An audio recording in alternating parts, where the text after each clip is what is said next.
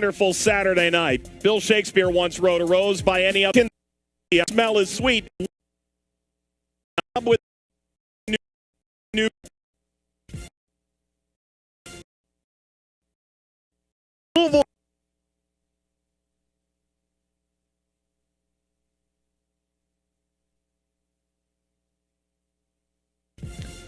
Louisville, Kentucky on this wonderful Saturday night. Bill Shakespeare once wrote, "A rose by any other name would smell as sweet."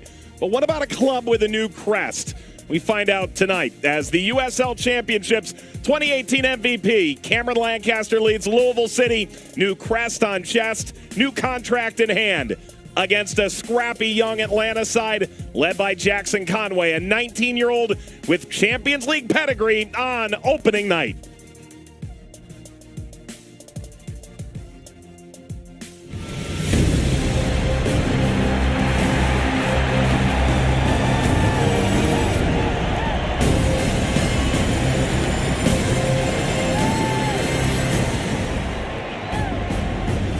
The 2021 USL Championship season begins tonight with a light drizzle in Louisville, Kentucky. It's about 50% capacity, 7,500 at Lynn Family Stadium as Louisville City takes on Atlanta United 2. And with Devin Kerr, Mike Watts on hand welcoming you to this new campaign. It's a 32-game schedule over 28 weeks. The league will ultimately now have 4 divisions, top 4 in each division going to the postseason, leading to our USL Championship final November 28th. A lot to do between now and then, Dev. Essentially, we're going back to 8 from each conference, right? I mean, it's broken into divisions for sure, but it's similar to what we saw in 2018. And who doesn't want to see Phoenix play the Rowdies and Louisville play San Diego? I'm here for it. But the Central Division, Mike, you and I were talking off air, taking a look at everything. We both agree that this is top heavy, right? It's Birmingham and all the work that they've done. Louisville trying to repeat again. Indy and FC Tulsa, and then everybody else. But remember, stranger things have happened. This is going to get real interesting down the stretch. Yeah, no question. Think back to Louisville's 2020 season. This was the best team in the Eastern Conference for the last 2.5 months of the year, and it all came to a screeching halt. By far. It wasn't even an argument. The Tampa Bay Rowdies did win that argument, though, and though they didn't get the final, they were the talking point of the Eastern Conference. Louisville is so good at setting a precedent that everybody else to follow. The difference for Louisville is they break through that barrier, and they're going to have to do it once again, Mike, because they lost a lot of people, but they have added some key components here. Simone Lefebvre is one you want to keep an eye on. The goalkeeping position in general, no Speedy Williams, instead of Tyler Gibson, but the most important has to be Cameron Lancaster in the number 9 position. Remember, on loan last year. These are our Commonwealth Credit Union players to watch. Commonwealth Credit Union has been bettering the lives of communities they serve for 70 years. To learn more, WeSeeYouDifferently.com. And here are the players to watch for Atlanta. Not all of them here tonight, but all critical. Very impactful. And the one that you want to look at here, just rotate your eyes all the way to the left side of the screen. Real simple. Jackson Conway. You talked about the Champions League experience. They're trying to work him into the number 1 spot, or at least get help from Joseph Martinez and Gabriel Heinz's squad. And this is how they're going to line up. He will stay in the number 9 spot. You know, he's got 4 new acquisitions that are taking place tonight. Daro Mateus on the left mid. Quality. Aiden McFadden, actually a holding midfielder by trade, is going to take out the outside back position. Tyler Wolf will step into the attacking mid. Chris Allen next to Brennan Lamb. What's that going to be like? University of Charleston, West Virginia, and Josh Bauer, highly touted out of the University of New Hampshire. Louisville City, it's a much ado about nothing in the sense we've seen a lot of these names before, though some of them have moved. How about Jogo? Jonathan Gomez taking over the left back spot. Oscar Jimenez rotates to right. Akil Watts will slide into the midfield position. That front line, though, Mr. Reliable. Now McCabe next to Cameron Lancaster and Napo Masoso. The opening night starting lineups presented by Hometown Pizza. Well, here we go. It's a great 2021 season ahead, and it begins in Kentucky. Blue City, ATL UTD 2, when we return. When it comes to hybrid technology, nobody has more hybrid models than Toyota. From the Prius, the hybrid that started it all, to America's best-selling car, Camry, and best-selling SUV, RAV4, to the first-ever Corolla hybrid, the new best-in-class Highlander hybrid, and now the first-ever Sienna hybrid minivan, and Venza, the first exclusively all-wheel drive hybrid. They all come with a new 10-year, 150,000-mile battery warranty. Nobody knows hybrids like Toyota. Let's go places. Fresh roast chicken is on the menu at Corrales. Peruvian spices and a blazing charcoal rotisserie make for mouth-watering flavor. And now all of our chicken is gluten-free. Visit Corrales Rotisserie Chicken today with 5 locations including Baxter Avenue and New Cut Road.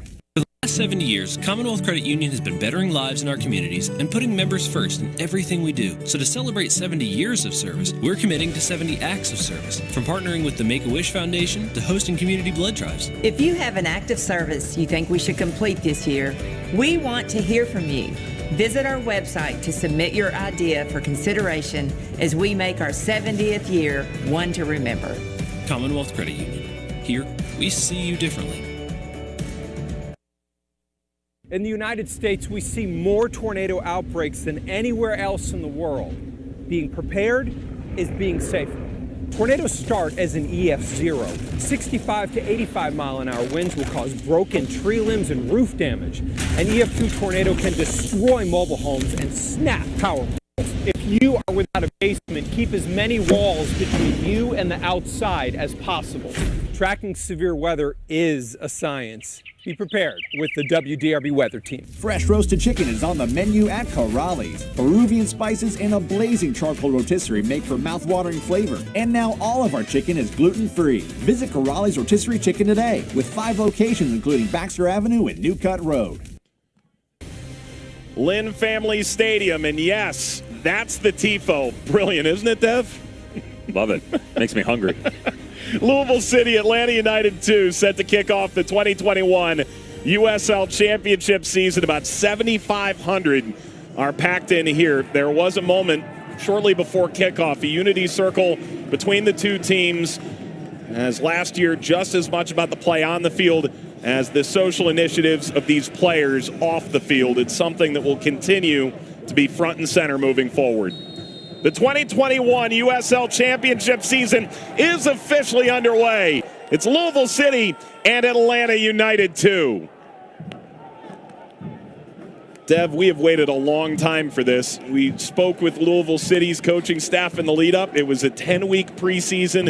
It's been 182 days since Tampa Bay came into Louisville, knocked them off in the Eastern Conference Final. For Atlanta United 2, there was no postseason run last year. Both sides just, I think, ready to get back to it.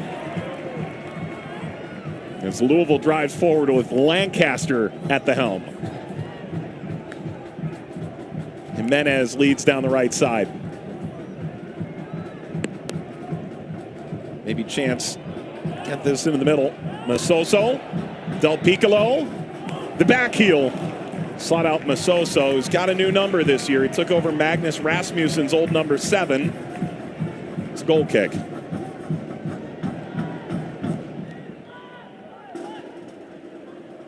This portion of tonight's game brought to you by Toyota. Let's go places. No, it's not Rocco Rios Novo, who became the talk of Champions League for Atlanta United. It's Vicente Reyes who starts in goal on opening day for Atlanta United 2. Tosh. A couple academy players floating around for Atlanta United 2 this evening. Reyes is one. Brendan Lamb in the midfield next to Chris Allen. Niall McCabe. McCabe nearly slipped that at Masoso, making that driving run inside. Masoso took over, but there is a foul. Hole at the back of Brendan Lamb. Another one of those Atlanta Academy products. Well, think about that, Mike. Out of the 11, 4 are new acquisitions. We talked a little bit about them. Aiden McFadden, Chris Allen.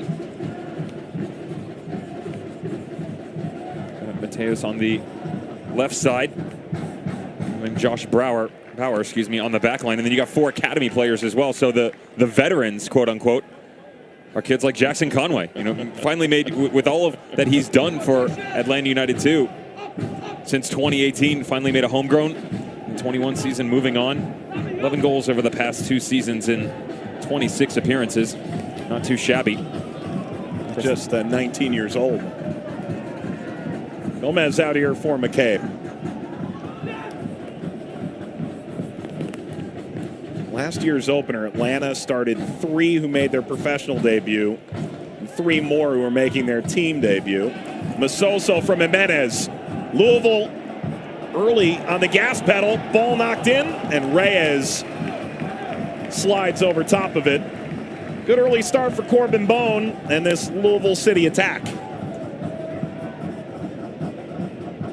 First couple times here, we've seen them attack that far side, and Louisville City, I like the idea that they've gone aggressive here. Also take some baby steps here, though, Mike, for everything that went on in the offseason. Talked about the acquisitions. Okay, great. So you get Cameron Lancaster. That's fantastic. We know the goalkeepers.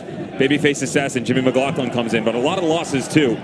You don't want to have to worry about going out and repeating the same form that we saw towards the end of the season. Take some baby steps here because it's going to be a different look. It's all about personality for John Hackworth and getting guys assimilated into the system itself. And for Atlanta United too, it is going to be about system success because there is so much rotation, meaning they...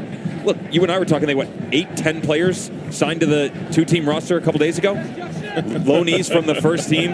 Tony Ennin headed off to University of South Carolina. There's a lot of unknowns, but what's not unknown is the vision of Gabriel Heinze and what he's looking to do with his organization. Now, that starts with his MLS squad, his USL team, and Atlanta United too, and of course, moving down through the academy ranks. They train these guys so that whatever level you are at, you step in and go and get the job done. That's exactly what they need to do tonight. Corbin Bone down shifts. Those keys to the game were powered by Kentucky Lottery. We remind you that lottery proceeds fund college scholarship and grant programs. Ball knocked across toward Del Piccolo, who again is making that diving central run toward goal. Piccolo nods this back. Louisville holding in the final third again. Clever from McCabe. Akil Watts, Corbin Bone now. The turn by McCabe. McCabe went for goal. Sent that into the biggest bar in all of Kentucky. This place would have erupted if he ended up sticking one in the back of the net in opening 5 minutes. Think about the fact only 5 appearances last year, and the first one since July 29th. Remember, this was the guy who has been here since the beginning. Louisville faithful since 2015. Pretty much done everything for this club over those years.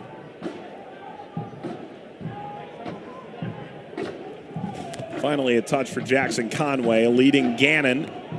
First attack here for Atlanta, sliced through the 18, and Tosh is there. First team All-League last year for Louisville City at center back.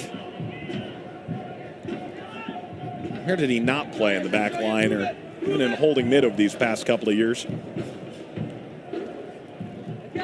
Bauer leading Bradley Camden.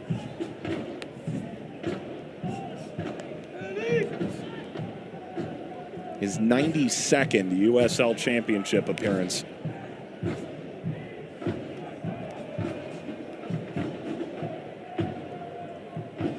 Jimenez. Allen.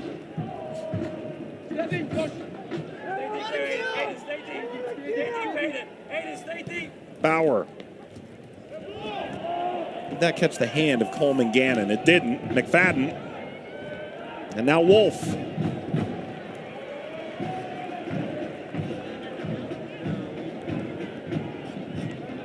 There's a lot of excitement around Tyler Wolf right now in Austin, in Atlanta, in Columbus. His dad, the coach at Austin FC. Josh Wolf. And Akil Watts with an obvious foul on Darwin Mateus. And they're going to have their work cut out for him in that midfield with Tyler Wolf being the attacking option. Chris Allen and Brendan Lamb are 2 out-and-out number 6s. Make no mistake about it. Like to sit in that space that's going to be created. If they don't transition appropriately, side to side is fine, but when this unit steps, they've got to go together.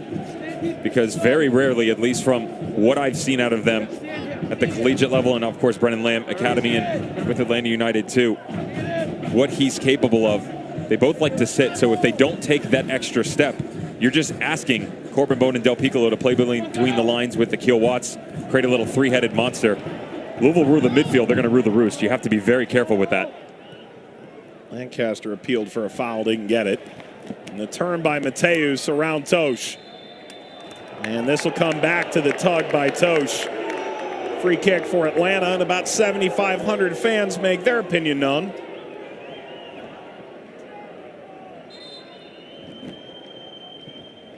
Lukasz Sapala,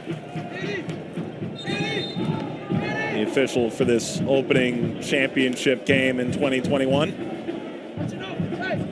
Can't really blame Tosh on the first one, but coming back around, it's more of a persistent infringement, if you will. Flipped him on his heel and then continued forth. Don't necessarily know if I would agree with the decision. Neither does he.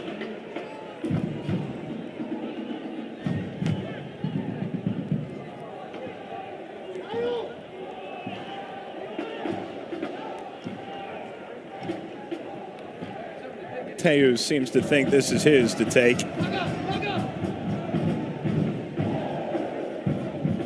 Latest South American starlet to make his way into the Peach State. Mateus. That's not the answer.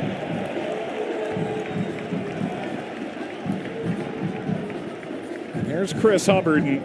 It's his job for now. Came out of Trinity High School, went to Notre Dame, 3-year starter there, shutouts in a third of the games. In 2019, he really broke through. Didn't play a great championship final against Real Monarchs. Louisville lost that game 3-1. Simone Lefebvre is available, didn't arrive until mid-March, and the battle to replace Ben Lunt, for now, is in Hubbard's court. I do love the fact that the coaching staff, John Hackworth specifically, he really opened up about that spot, right? That it was going to be, that was the obvious area that they needed to address outside of getting the work done with Cameron Lancaster in the number 9 spot. But then almost immediately, their fears were put at ease because Chris Hubbard was so good in preseason. Simone Lefebvre, although coming in late, has kept himself in really good shape, and they were actually pleasantly surprised by Parker Siegfried. Of course, now on loan with Sporting Kansas City, but an area that they were really concerned about, and all of a sudden, they've got a problem, and that's a good problem to have, Mike. John Hackworth was telling us, why is Kansas City calling about my third string goalkeeper? Turns out they may have found much more than just a piece of coal in Detroit City. Keel Watts turns in midfield. First shot for him, that holding midfield position. Such a good preseason, they couldn't justify leaving him out. Bone drops in. Tosh. And here's Jimenez. Bone got in behind. And a good recovery by Caleb Wiley. Camden. Bone got a piece. So did Del Piccolo. Masoso. Poor pass into the middle, and an excellent sliding challenge to catch a piece of that by Sawahi.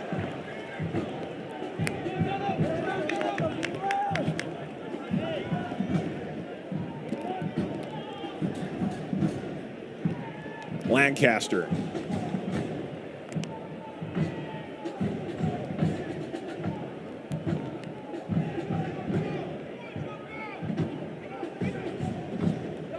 Driven ball ahead. Lancaster got something on that. Dev, I think there's a fair number of fans who've watched Louisville over the years who think their TV might need adjusting, seeing Oscar Jimenez on the right. It's an area that they've had to sort of address over the past 3 years by that man right there at the helm, John Hackworth. Danny Cruz, his sidekick in the background. A little left and right that been trying to get Oscar Jimenez on that left-hand flank if possible. Felt like they were able to do that at the end of last year. Of course, Pat McMahon at that point in time had really asserted himself at the outside right back. But going back to your conversation you started about Akil Watts, same thing for Jonathan Gomez. He said, we had to get those guys on the field at the same time because they were that good in preseason. And that's a real testament to what this club has been able to do, because you look at a kid like Akil Watts, repetition for John Hackworth at the Youth National Program prior to his entrance into Louisville City culture. Jonathan Gomez brought up through the youth ranks and then coming over for Louisville last year. Slowly made his way into things, but everything that you always heard from the organization, from the coaching staff, and from the players was that these guys could play. They were always right there with us, didn't necessarily break through, and yet here we are, Lynn Family Stadium, match day 1, and then they're a starting 11. Sawahi under pressure. Flick backward, Camden has it under control, and scooped up by Hubbard. Enough note, you think back to when Sean Francis was playing for Louisville, he exclusively played on the left. It wasn't until Oscar Jimenez switched back to the left-hand side due to Francis's international duty at Gold Cup. He really broke through. This will roll all the way to Hubbard again. Coleman Gannon in pursuit. And it's the 17-year-old Jonathan Gomez poking this forward. McCabe runs right up to Reyes. I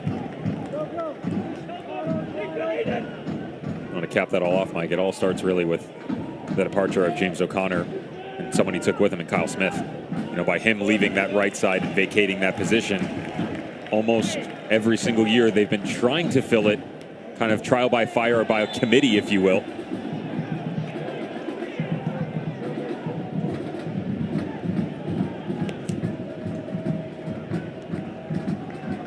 Del Piccolo remains down here.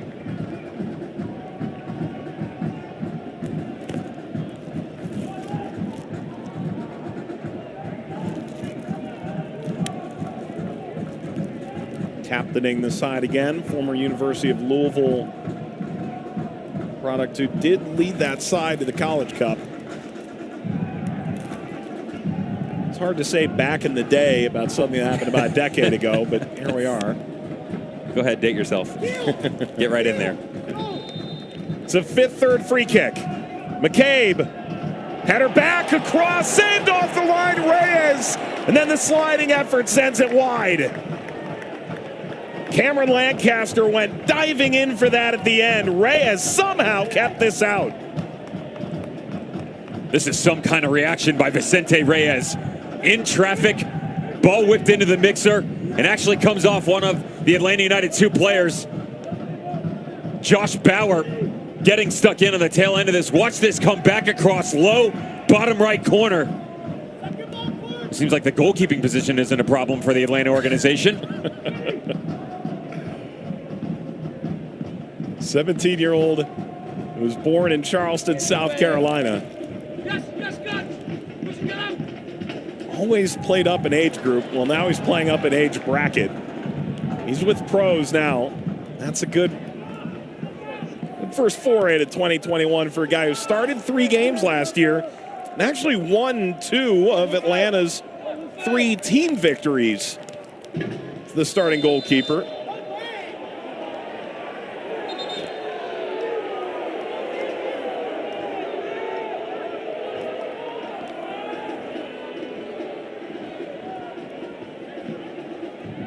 Had to know both these coaches missed nodding their head disapprovingly at referees. About 4.5, 5 minutes in, I just kind of gave a little shout to the producer so I can hear you hack yelling at the 4th official already. Some things don't change. It's clipped high and wide.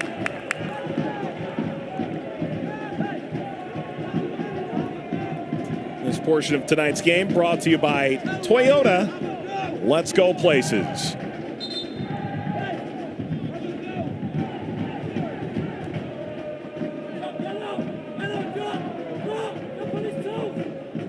Wild pace. It feels like a bit of pent-up energy here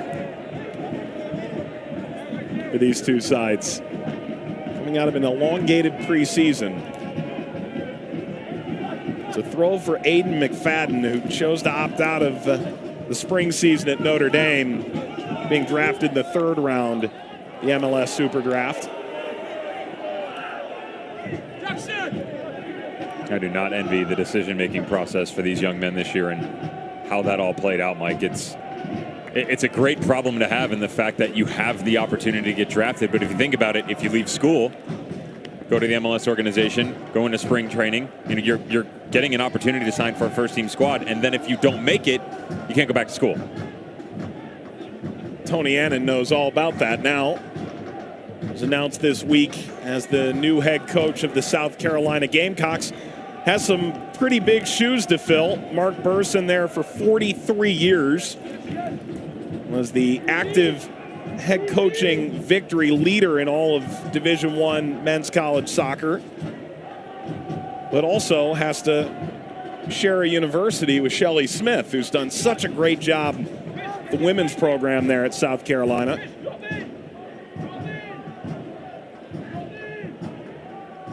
You and I spoke with Stephen Glass, who left for Aberdeen after being the interim manager of the MLS side last year for the tail end of the season. Del Piccolo continues to chase, and it's turned over to McCabe. Bone gave chase. Lancaster lashes this high and nearly met the scoreboard. It was deflected. Will be a corner. Well, the argument by Caleb Wiley on the left side, he was shocked that this did take a deflection, and Corbin Bowen actually caught by surprise here. I think he felt he had more time than available to him. Great reaction by Cameron Lancaster just to get anything off.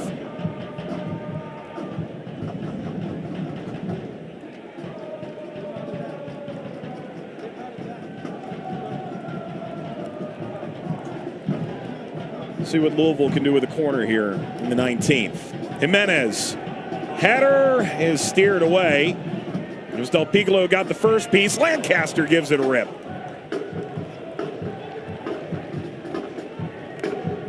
Throw from McCabe. He'll see to Gomez.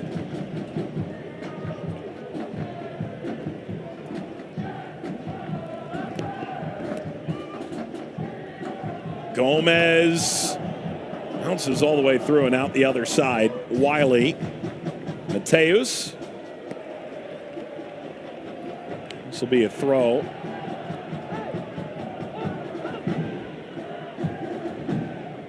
You said it was a frantic start. It's also a weird one in the sense that, outside of the fact that there's a lot of energy and it's back and forth, there's no real settling into any sort of rhythm, right? It's kind of this up and down. There's been a couple of foul calls. It's really disrupted the flow of play. Half chances on one end, kind of frantic in the box. Set pieces. It's a lot to cram into 20 minutes. Good escape by Chris Allen. There are 20 minutes in the books of this opening game, the 2021 season. Later tonight at One Oak Field, Black Gold Derby, Oklahoma City and FC Tulsa will be over on ESPN+. 2 games in this opening weekend of what's a bit of a soft launch for the USL Championship this year. Meanwhile, USL League One has been at it for weeks now.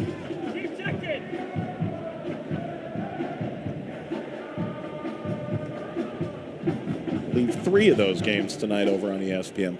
Yeah. Baby brother getting out in front, little tortoise and hare type thing. We shall see. Gomez. McCabe.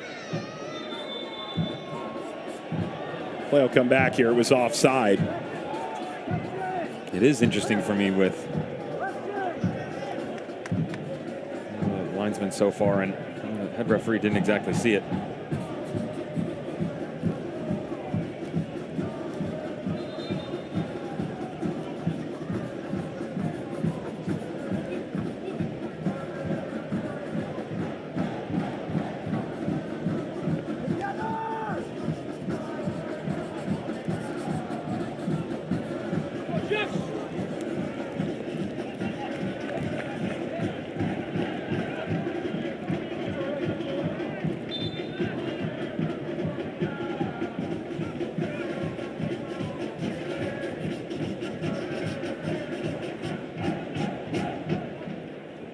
McCabe. Lancaster.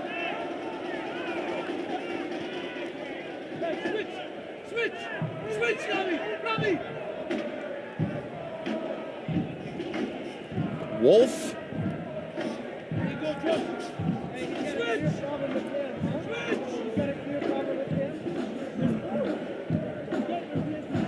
It's nice having supporters back, isn't it?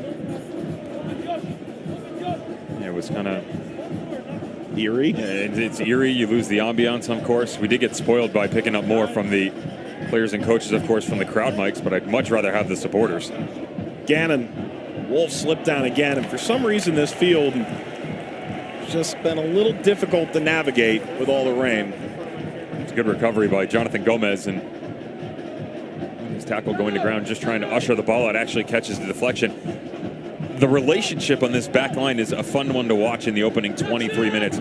John Hackworth and Louisville City, they pride themselves on over-rotation, under-rotation, trying new things, watching different leagues around the world, and what he has allowed this back line to do. The inversion by Jonathan Gomez and Oscar Jimenez is nothing new, but if you keep an eye on Lexi Swahi and Sean Tosh, he's actually giving them much more freedom than we've seen in games past, where he's allowing them to, at the same time, to step up into the midfield. That attacking center back type role where, Jimenez and Jogo will then step back and pinch in.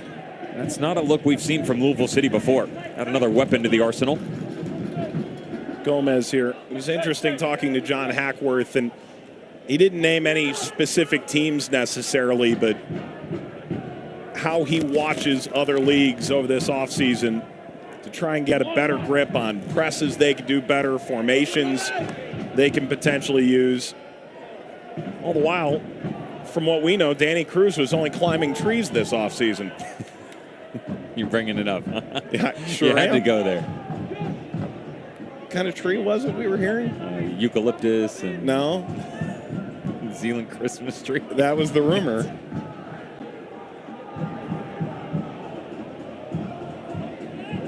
Press here for Louisville nearly got home.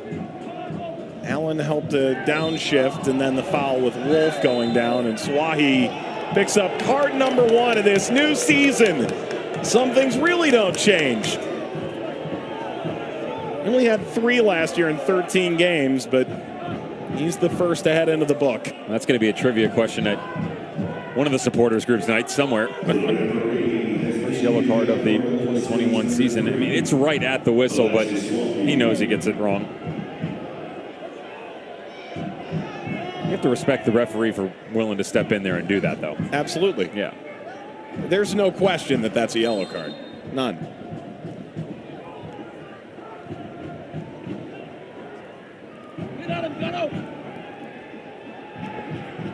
Approaching the final third.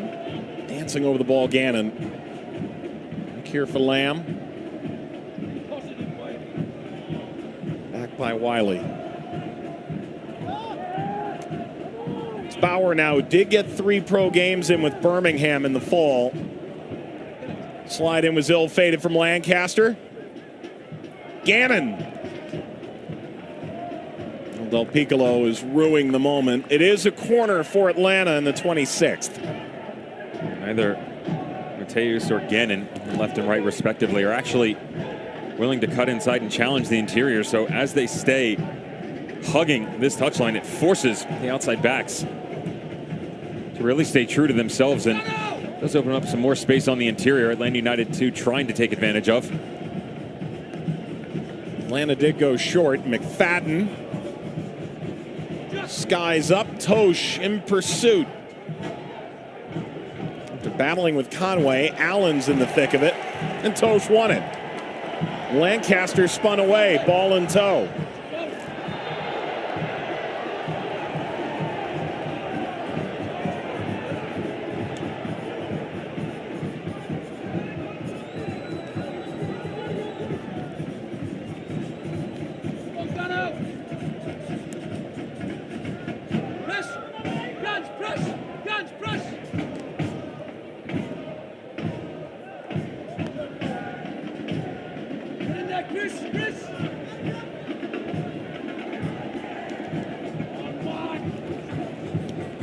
Past Watts. Comes over to Del Piccolo, and Corbin Bone. This will drift all the way out. Since 1947, Select has been the leader in soccer ball quality and innovation. Select is the official ball supplier of the USL Championship and many of the elite leagues throughout Europe. For the latest Select products and special offers, please visit selectsportamerica.com.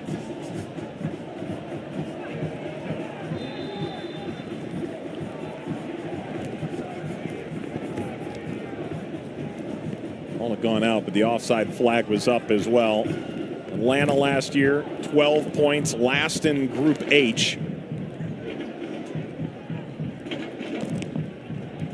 Leading ahead, flicked over toward Conway. Good recovery by Bone. McCabe.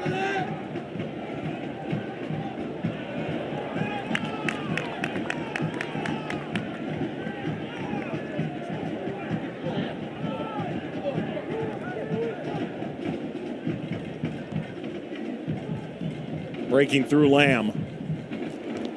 There's Masoso. He got tugged down by Mateus. It's beautifully done by Sean Tosh, though, to allow this ball to just see itself right to Nepo Masoso's feet. Easy enough for a center back to just clear this out the other direction, but he's got the great vision, Sean Tosh, and it helps them maintain this discipline of their shape and principles moving forward. A lot of rotation, everybody willing to be on the ball at any point in time. Menez cutting in. Lancaster couldn't connect on the give and go. Driven ball through, and this will find Gannon with Gomez hot on his heels. Gannon! And there's the save by Hubbard, kicking it aside. And meanwhile, Tosh fell down, and Louisville spares their blushes not once but twice. That time it was Conway going to ground. I actually thought he might have been in an offside position, but the way that this ball falls through, of course, coming right off the commentator's curse, Coleman Gannon staying on the right flank the entire time. Great little check to the interior. And that is what happens, Mike, when you allow your center backs to start to push into the midfield, to gain possession. You open your back line, and that time out, neither of your outside backs tucked in to help out. So quick little touch, and they're off to the races.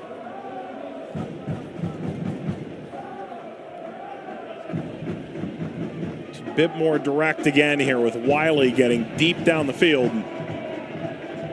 Throw here for Louisville.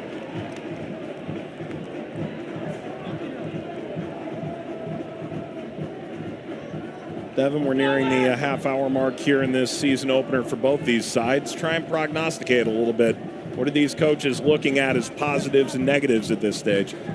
We'll start with the visitors. The fact that it's still 0-0 in the 30th minute. I mean, if you would have told me after 5 minutes in this match no one would have scored yet from Louisville, I would have told you you're lying to me. That's crazy because they came out so fast. And it is something that we saw from them quite often in the 2020 campaign. You know, they went out opening 10, 15 minutes trying to get a goal, many a time that they did, and then they slowed down. That has happened here again. And for Atlanta United, too, you're building back into this game. You know, they're not backing down from these challenges. Yes, a lot of possession was conceded early on, but Tony Ennin has just kept his boys calm. Coleman Gannon starting to find his way in. In order for them to have overall success, they need Tyler Wolff on the ball more, though, because a lot of this is counterattacking style, just long balls up top with a hope. For Louisville City, they're going to be frustrated at the fact that they haven't broken the deadlock. Again, so many chances, and referencing 2020 again, that did come back to haunt them a couple of times. Better opposition, possibly, but I still haven't really seen any full fluid movements out of Louisville City. We've talked about new things that they did in 2020, but not exactly what's taken place here in 2021. Little touches by McCabe, Lancaster, Masoso, all off though. Those three haven't been able to combine. Del Piccolo, Bone, and Watts, wouldn't say that they're exactly on the same page. And defending, we see things spread out. And a couple of steps, I like the idea of the center backs coming up in. I think that the discipline of the outside backs has to be better, but still, it's very confusing 32 minutes into the match, what we've seen so far. Camden trying to hold off Lancaster, did take the ball away, lost his footing as well, and now leading Masoso down into the corner.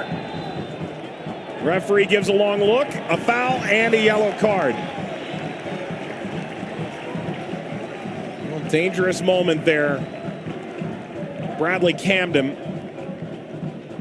captains the side tonight. He'll play on a yellow the rest of the way. Good free kick opportunity to come. Yeah, smartly done here by Louisville City, and this is that quick little challenge. That's the speed, though, of Bradley Canham that we've seen in seasons past. Like you and I were kind of perplexed at the fact they were moving him to the interior as he's mostly utilized as an outside back.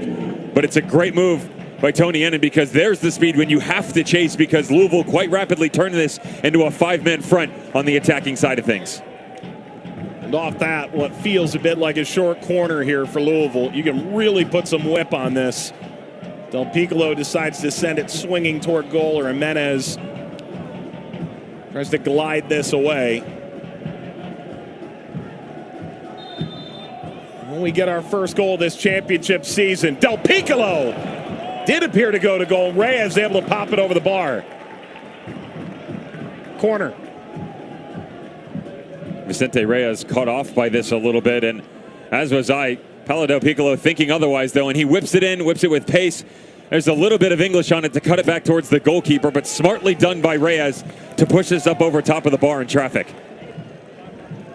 corner, Jimenez. Jimenez delivers over Sawahi. Caromed out to McCabe. Masoso dancing, and he lost it. Dangerous moment to come here from Atlanta. McCabe screaming for offside. Mateus indeed was.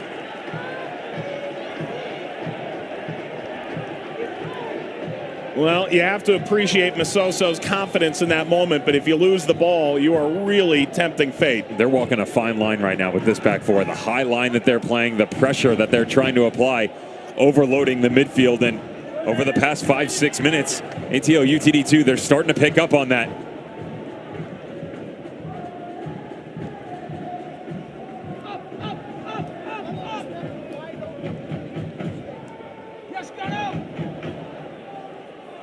Tosh, a slow ball into Del Piccolo, and now Louisville into fourth gear. Gomez.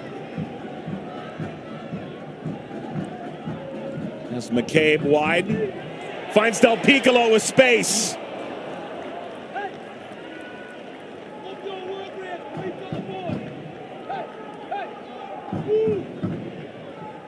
There's your championship final MVP from 2017.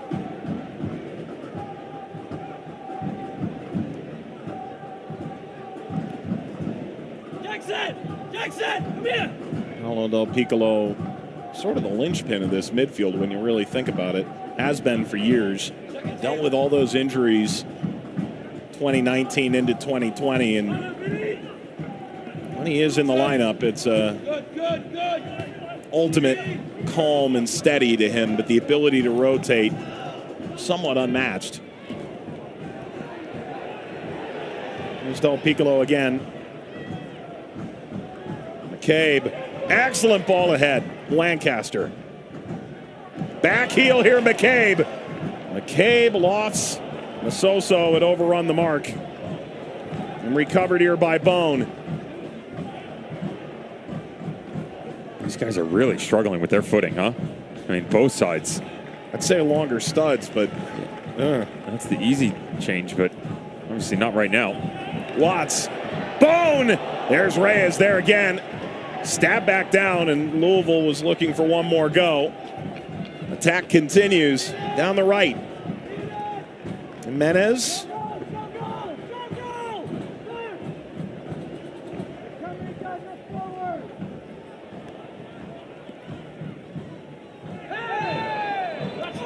Tosh slides in, and Tosh was walking a fine line. That was his third or fourth foul. That is a yellow. Now both your center backs 37 minutes into the match after Lexi Swahi knocked the one away after the whistle.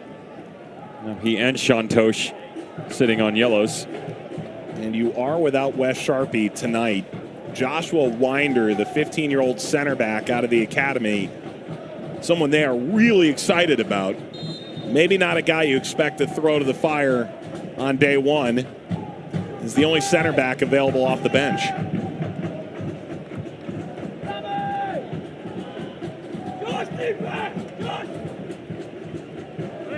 Three cards, all for center backs. It's referee after your own heart, Devin. Must have known I was on the game today.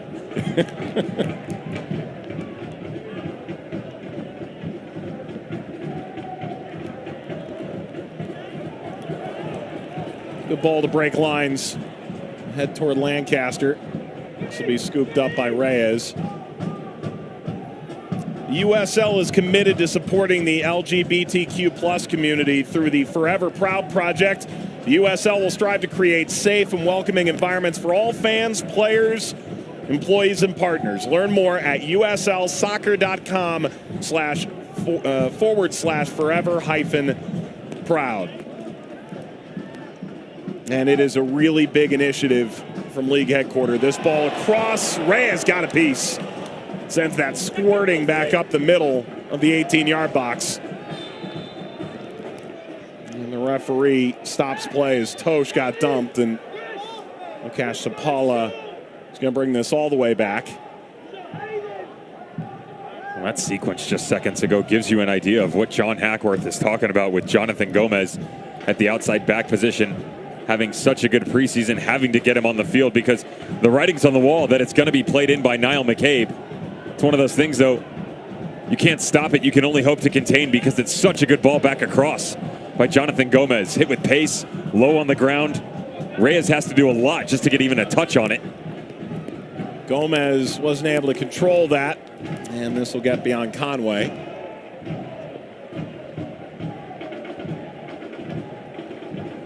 Dev, just how difficult is it playing on just a really slick surface? It's difficult in general, yet alone the fact that you don't have proper footing. You know, what tends to happen on surfaces like this is when you go with the longer stud, your feet are going to stick a little bit more. Sometimes the game slows down and can actually cause more injuries. But you have that sure-footedness, right? The guys don't have that right now. So a lot of times they're looking to turn, and whether it's a little touch or a spin off to try and get down into the corner, they're not trusting the surface, and that's hard because you're questioning the run that's coming around the outside, the tuck that's coming in through the middle, the pressure that's coming over the back. You know, simplistic things that are second nature to some of these players are now coming into your thought process that's going to cloud your judgment. And to be fair, we've seen that from both of these squads. I mean, 40 minutes in, nobody looks comfortable. That's the fourth yellow card that's been issued. 3 to the Louisville back line, 1 to the Atlanta back line. And of note, the referee today, you see HD on that blue wristband that he's wearing. This is an annual effort to support Huntington's Disease Awareness Month. Pro referees have done this for years in support of Terry Vaughn. There's more information on proreferees.com, but so often we love to take jabs from time to time at referees. Ultimately, they all try their best. For them, it's their first game of the year, too. I think so far Lucas Sapola has been on the mark. And all the while, they do have causes very important to them as well, so one worth highlighting.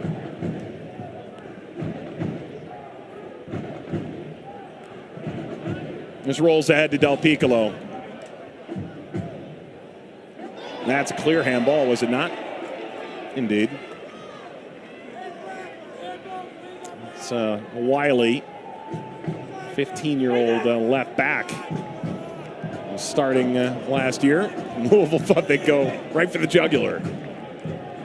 Goal of the year, just like that. Shades of, was that Solomon Asante in 2018? Hit the one from half field against Orange County.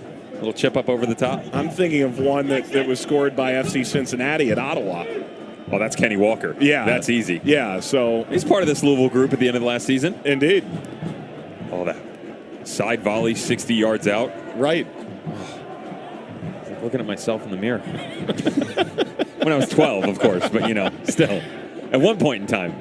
I mean, that mirror's been broken and recycled and meanwhile, turned into rubble. Devin's celebrating his 12th birthday for the 20th time this year. Lost count of that, too. Mike Watts, Devin Kerr just short of halftime. Louisville looking strong into the attack here. It's Corbin Bone. Bone, McFadden overtook him. Rolled back through at the top of the 18. Clever idea to step by and force through by Lamb. And now Conway leading this down the left. Mateus was available. That was broken up. Masoso came back, and McCabe forgot something. McFadden once more. Here's Jimenez. Coming up at halftime, we'll tell you what's coming up around the USL Championship, including tonight's upcoming matchup, and we'll remind you of what's been a busy USL Championship offseason in Louisville.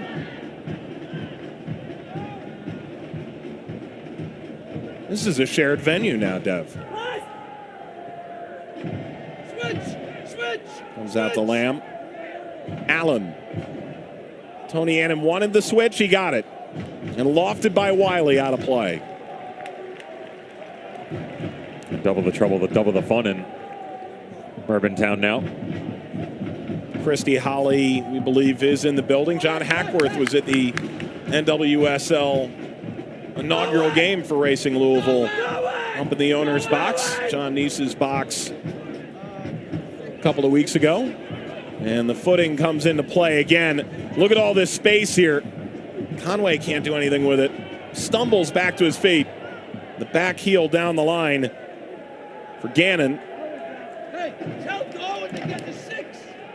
Navi, Goen needs to get the 6. And out over the end line in the Estopinal end. This is some of the little things I talk about for Louisville. Watch the break and watch the run by Lancaster. He just takes the passing lane away. There's no reason to cut back across. Napa put Mososo on the backside. Lancaster holds suit in the middle. Then you have 2 options, 3 actually, if Corbin Bone wants to go it alone, because he can go it himself. He's got Mososo on the right, Lancaster on the left, but the second he cuts back across, you take the options away, and it's really been the source of frustration for Louisville here in the first half, getting in their own way outside of the pitch, and some unnecessary turnovers that Atlanta United have forced for them. It's not as crisp. And I'm not taking anything away from Atlanta United 2, to be fair, but the balls coming through aren't as crisp. It almost looks like they're hit with a tentative action, like, okay, can I play this ball, instead of here you go, let's keep going. That was a good idea by Gomez, and now Watts takes over. Watts gets the return ball, leads past Mososo onto the foot of Jimenez. Jimenez, Watts. Lost it momentarily, and now nutmegged out. And on to Jonathan Gomez, who's being looked at by the kind of club that would join, I don't know, a European Super League of sorts. McCabe cuts this across. Recovered by Akil Watts.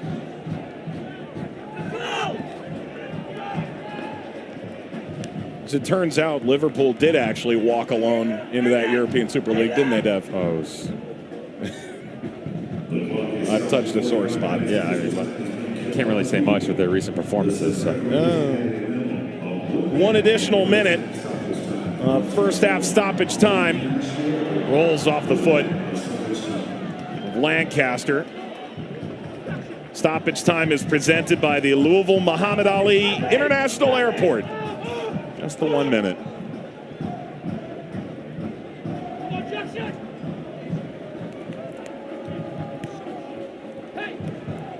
McCabe.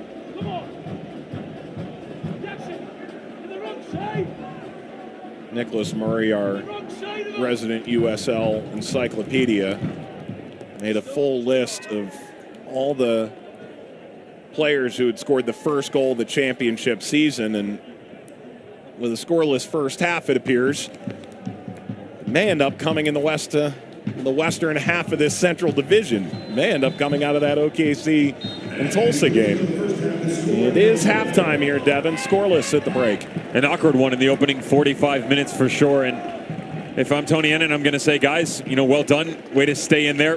You're going to have to pick and choose your moments, because this Louisville team in the second half is going to be a totally different squad. John Hackworth, Danny Cruz, it's going to be a conversation of settle down, get it together, because everything that they've worked on in preseason has not matriculated onto the pitch. They will come out with a vengeance in the second half.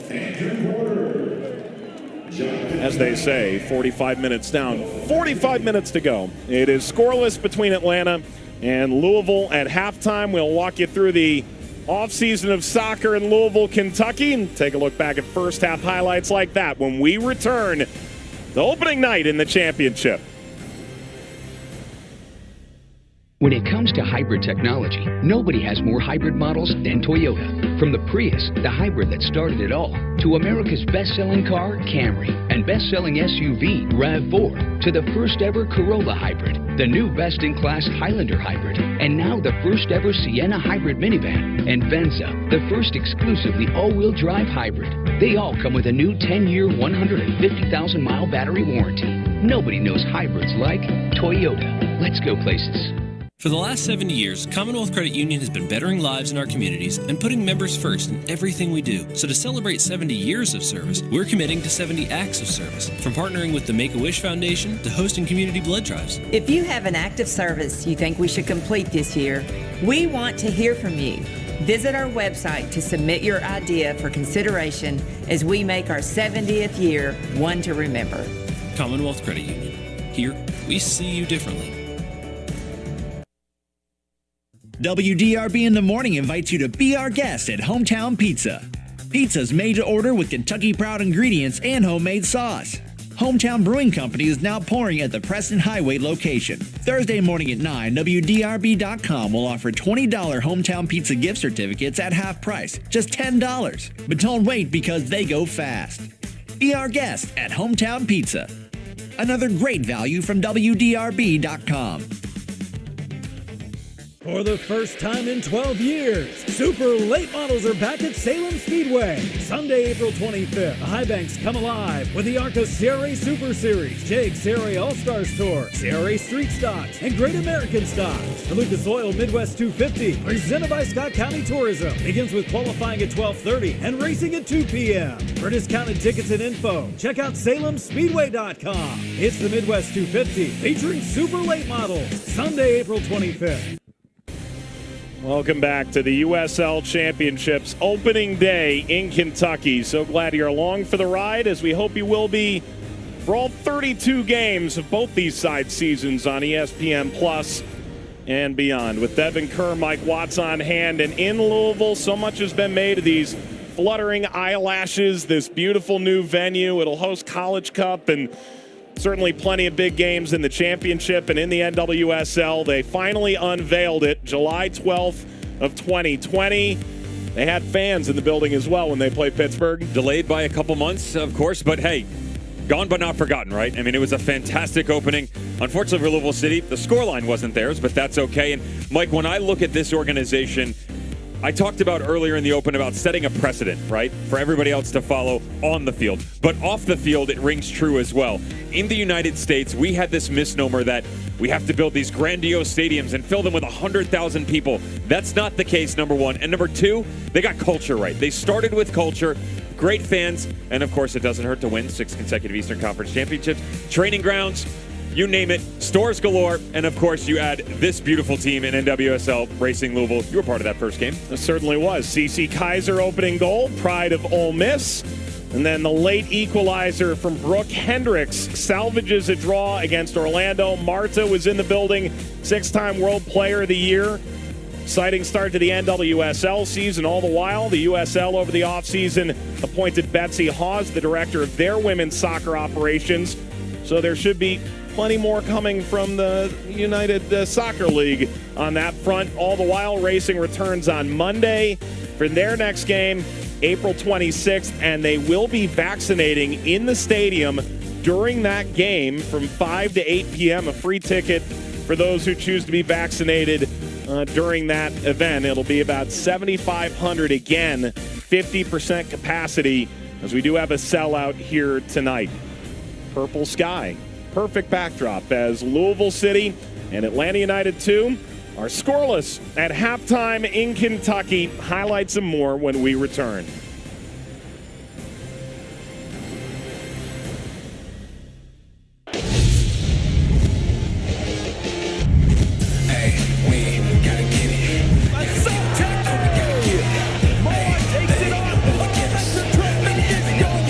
Great save from Lubin.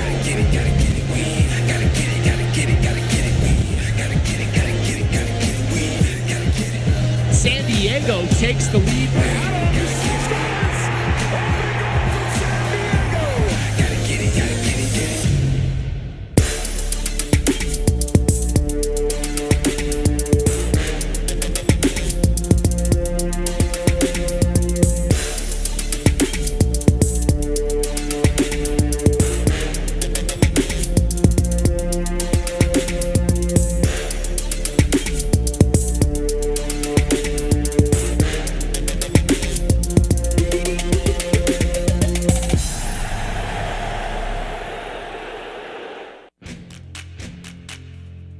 For the fans who started painting 3 hours before the game. For the fans who celebrate with high fives. For the huggers. The chest bumpers. And this guy. For fans like you who do things your way, there's Park Community Credit Union. Your city, your team, your way. Are you hungry? You should get yourself down to Four Pegs in Germantown. Try some of their delicious smoked brisket, ribs, wings. We source only the freshest ingredients. And check out our massive beer selection. Join us Saturday and Sunday for our most awesome brunch. Smoked Bloody Marys, ribs, and eggs. And come hang out on our newly remodeled patio. Check us out on social media or at fourpegs.net. When it comes to hybrid technology, nobody has more hybrid models than Toyota. From the Prius, the hybrid that started it all, to America's best-selling car, Camry, and best-selling SUV, RAV4, to the first-ever Corolla hybrid, the new best-in-class Highlander hybrid, and now the first-ever Sienna hybrid minivan, and Venza, the first exclusively all-wheel drive hybrid. They all come with a new 10-year, 150,000-mile battery warranty. Nobody knows hybrids like Toyota. Let's go places.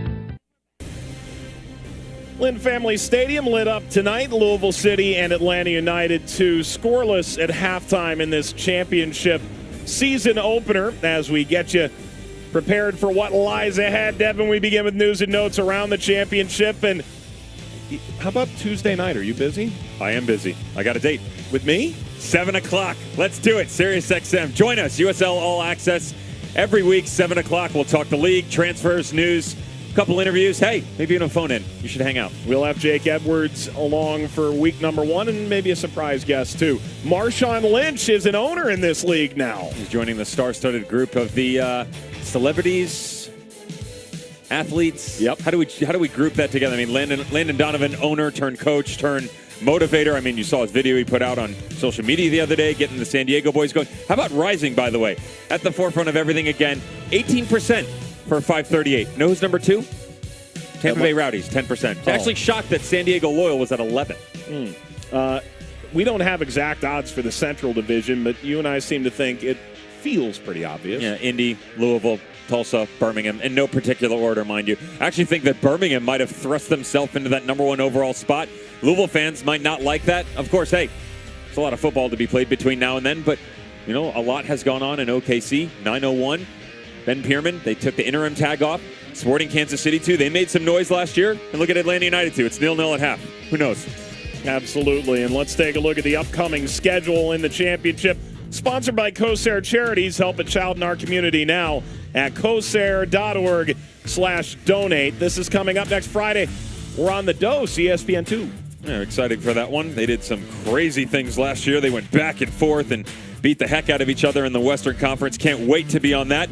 But how about Hartford Athletic? Another new coach there, Fighting John Wolenex are going to host them 7 o'clock Eastern time. And Mark Briggs, tell you what, this is a team watching that Western Conference. A lot of people sleeping on Sacramento Republic and Los Dos as well. Junior Gonzalez did a good job, but I think Sacramento Republic can make some noise. And meanwhile, we'd be remiss not to mention Scouse's house is such a big part of the supporters culture here in Louisville. Andy Frederick is on the leadership team of that. He often went to games with his father, Frank. He passed away last month after a valiant battle with cancer. All the best to the Frederick family. He will be deeply missed. The second half is coming up.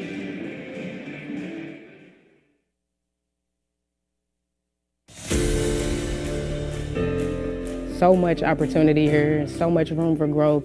You just have to want it. There's actually no limit. My advice would be to take advantage of anything GEA has to offer. You just have to know what you want and go after it. GE Appliance Park is now hiring permanent full-time positions for all shifts with immediate benefits. Learn more about this great opportunity and apply at makeitathepark.com. GE Appliances. We make good things for life.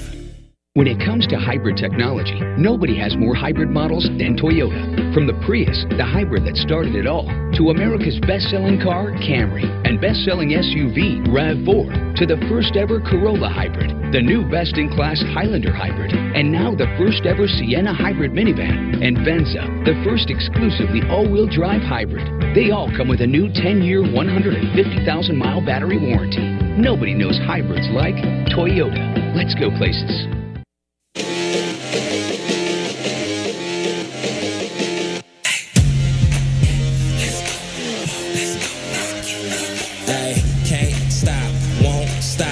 Till we on top. Quit, I think not. Coming hot for the number 1 spot, yeah. No key, got the game on lock, ayy. Big threes when I take my shot, ayy. On the rise and we ain't gon' drop. On the grind, it's our time. Just watch. enjoying the sunshine and fresh air can be hard for many of us. Advanced ENT and Allergy is the regional leader in upper airway care. From allergies, sinus problems, sleep apnea, hearing health, and more, our medical team treats everyone like family. Advanced ENT and Allergy offers same-day appointments, and for many, no referral is needed. Our outstanding team of physicians, along with state-of-the-art technology, can get you breathing right, sleeping well, and feeling better sooner. Go to advancedentandallergy.com for your appointment. 8 locations. There's the bridge in Butchertown. Louisville City and Atlanta United at the bridge between the first half and the second half. We do have first half highlights to show you and a second half right around the bend here. Dev, let's think all the way back here to this first half. Plenty to talk about. Plenty of decent saves, too. We begin in the 15th. Actually, keep an eye on Vicente Reyes and what he was able to do for this Atlanta United 2 squad, because he made quite a few saves in the first half. So did Josh Bauer on the tail end of this thing. Great ball whipped in by Niall McCabe and watching traffic. Little deflection. Actually comes off Brennan Lamb, and then really well done by the goalkeeper. Cameron Lancaster wanted a handball. Not going to happen. Watch the counterattack. Love the inversion by Coleman Gannett. Just continues to drag. Jogo thought the shout was going to come here from Tyler Wolf, peeling off to the back post. Couldn't find him. Good save by Chris Hubbard. Let's fast forward. 33rd minute. Another set-piece opportunity coming for Louisville City. Paolo Del Piccolo gets tricky. Catches Reyes cheating a little bit. Has a little go to the near post. Doesn't tuck it close enough. But another good save by Vicente Reyes to push this up over the bar. Better safe than sorry. 5 minutes forward. Last one of the half. Niall McCabe. Great combination play. This is why John Hackworth got Jogo on the field. Reyes comes off the line and does well, but this has to be a quicker run, because the entire time you see that he's inverted himself, peels back out. This ball's going to come back across the 6 with a fury. Someone's got to crash the near post and sink this match. Chris Hubbard ready to go for this second half of play. Made that one big save. Today's nuggets of the match are brought to you by Chick-fil-A Kentuckiana. And we need multiple semicolons here, Devin, because the hometown roots do indeed run deep with this club. Let's see. All-American at Trinity High School, by the way. Let's asterisk and add that in. Put some respect on his name. The editor, come on. I got to talk to the producer. Kentucky Gatorade Player of the Year, I might add. Napo Masoso, immigrated to Minnesota to play at St. Francis, and Paolo Del Piccolo, University of Louisville. Legend, native, wonder boy. I mean, the guy does it all, right? And with that in mind, Cameron Lancaster will kick us into the second half. And the race for the first goal of the USL Championship season, and maybe the first 3 points, continues between Louisville City and Atlanta United 2. It's Tyler Wolf on the ball. Goes back to Josh Bauer. I think everyone was shocked that he fell as low in the draft as he did, Devin. 31st overall, second round. A really good talent that had an opportunity, actually, in 2020. Went over to Birmingham Legion. Their head coach, Tom Sohn, only made 3 appearances for a grand total of something like 27, 28 minutes. So substitute appearances at the tail end of a match, but said he was a great trainee and felt like he could have possibly ended up with a USL team. But when you listen to every single coach, both at the collegiate level and getting an opportunity to cover the MLS draft, they all said that Josh Bauer, not only was he one of the top center backs, that he was one of the top players, and yet somehow dropped all the way to number 31. Atlanta United was surprised as we were.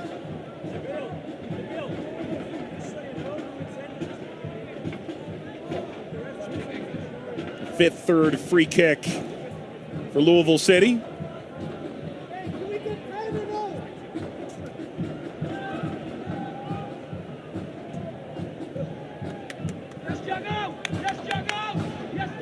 Sean Tosh, USL Cup champion in Rochester, multiple USL Championship finals, and Eastern Conference finals in Louisville since. Danger brewing here through the legs of Wolf, whose pressure nearly siphoned the ball away. It's a long run here for Bone. Notably for Louisville, they are without Brian Ownby tonight. He picked up a knock the tail end of preseason. Really the first 8 weeks of preseason were sterling for the injury report. No missed training by anybody. Antoine Hopeno's available off the bench. He's dealing with an injury as well, a muscle pull. Ball wound across and handled by Reyes.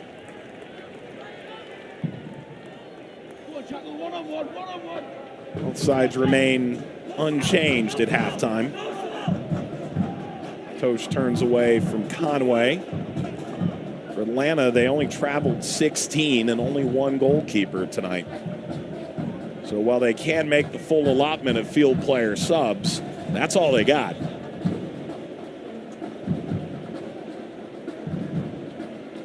It was interesting, the reporting in the Atlanta Journal-Constitution was that Gabriel Heinze went to the homegrown players and the players who hadn't featured yet in MLS and said, do you want to go to Louisville this week? He left it up to the players. And it was about a 50-50 mixed bag. I kind of like that move, though, from a managerial standpoint. Speak for yourself. Yeah.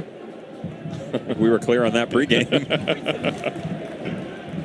It gives you an idea as new head coach within your organization, kind of where everybody stands, at least in your mind.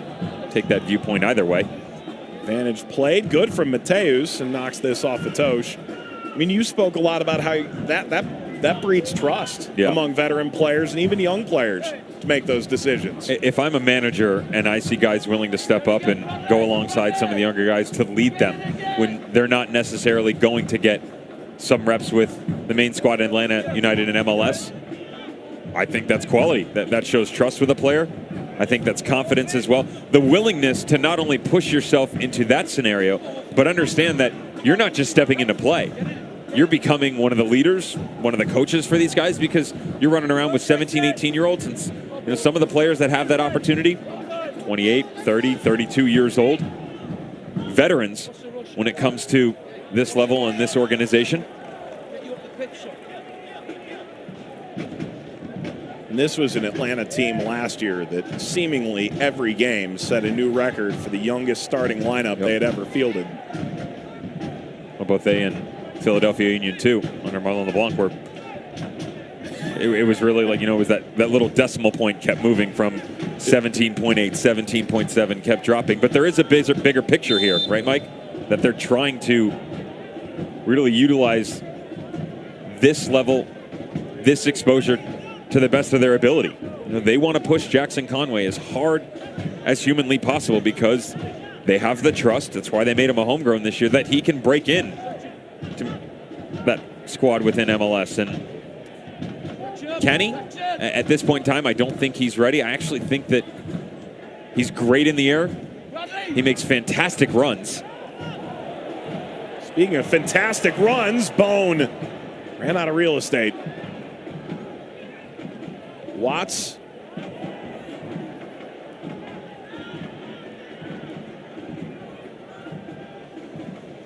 It's Watts again.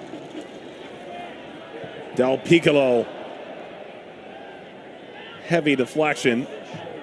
Lancaster got this away and scatter away, Groove Machine. Run. Before Lancaster even finished on the follow through, he knew he hit this wrong, leaning back the entire way, just poking at it, and neither striker, Kevin Lancaster or Jackson Conway, at their best. And I think it's easy for us to kind of jump down everybody's throats, right? We're expecting the highest level, and we know what these teams are capable of. You remember that, of course, Louisville has been together for preseason quite some time, though things scattered because of the injuries. I think you would probably be seeing, I know you would be seeing a very different starting 11 and 18 for John Hackworth if they were not there. I was actually really excited to see Jorge Gonzalez that they brought over from Portland Timbers. And we were told it was a very freak injury that'll knock him out for an extended period of time. He had 8 goals in 10 games last year for Timbers, too.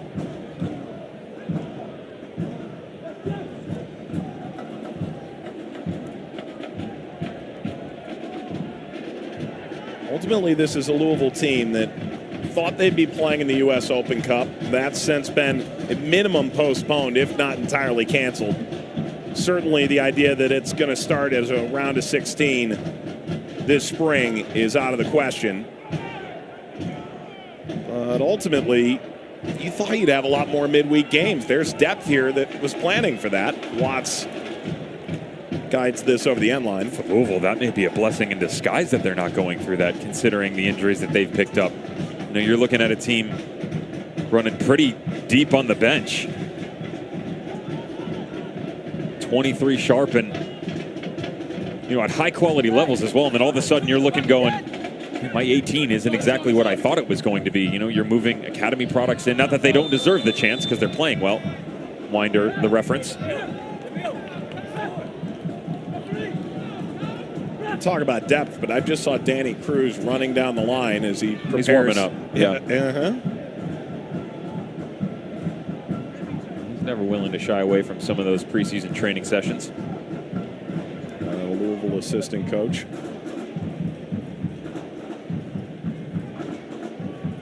Saw some juice. How about Tony Ennin? He's going to get 2 preseasons this year. Atlanta United 2 and then turn the corner back to the NCAA in South Carolina. You have to be excited for him. 20 years working in academies in Atlanta. Atlanta United comes in and helps build this really strong academy in Georgia. There's so much talent down there. It's such an untapped resource. He's just now going to the helm of South Carolina, lest we forget that Georgia Soccer Hall of Fame already. So attempt there by Lancaster. Screaming effort. McCabe leading Gomez. The cutback ball launched away by Gannon. Boy, if Lancaster scores that, we're having a very different conversation. One up is a pair of scissors. Lancaster again, MVP of this league 3 short years ago. Menez misguided. He connects on this thing. Jason Johnson sitting somewhere going, thank you for not dethroning me. This has USL best goal ever written on it. I mean, he goes airborne on this. Few inches off from connecting. Cameron Lancaster, really well done to put himself in a really nice position to be able to just get the opportunity off. Thought he had that far post picked out. 54 goals in all competitions. 51 in the regular season. Scored the championship final winning goal for Louisville City 2017. There you go. Okay.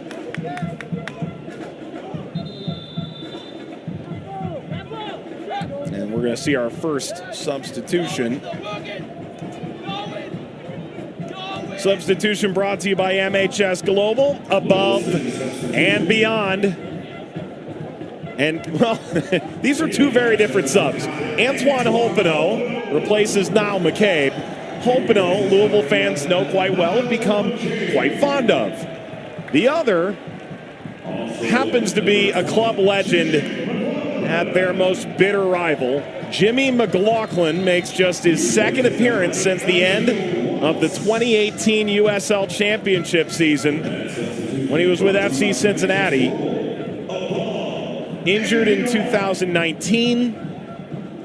Training at home before the MLS season 2020. Played the final home game at Nippert Stadium of the 2020 campaign after an ankle sprain knocked him out. The MLS is back his tournament.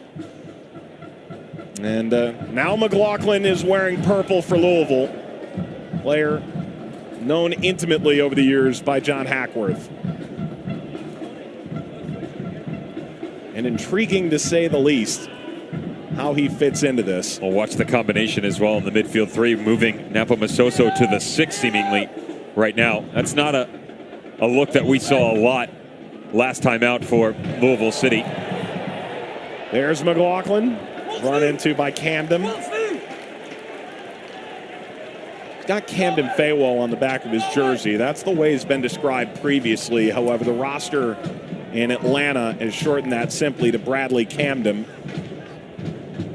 For those wondering if that name sounds a bit familiar, but not entirely so. What's weirder, seeing Jimmy McLaughlin in Louisville purple or Tyler Gibson? Yeah, right enough. There's the service off the corner towards Sawahi. And same with Robbie Mertz, isn't playing tonight for Atlanta United too. Came out of the Pittsburgh area with the Riverhounds. Felt like he could be the heir apparent to a Kevin Kerr-like career that seemingly goes on forever in Pittsburgh. Instead moves on to Atlanta this year. There's a couple of names where you go, really? this might be an unpopular opinion, but I think Robbie Mertz has what it takes to get to the MLS level. No question. Truly do. That blue-collar grittiness that, was instilled in him, and then at a young age, and then the technical abilities that were trained upon. Shaka Daly helped improve at the University of Michigan. And then, of course, Bob Lilly, the organizational skills, understanding different systems, thrived in pretty much all of them. Will be fun to see where his career heads while under Heinze at Atlanta United.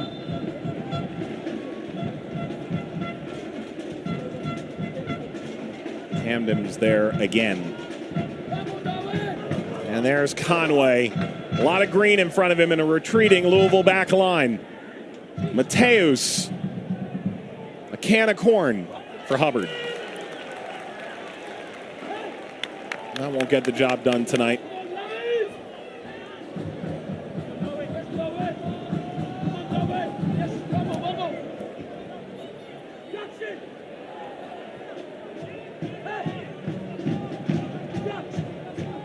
Update elsewhere, quarter hour gone between Oklahoma City and FC Tulsa, the other match in the Central Division tonight. That's scoreless.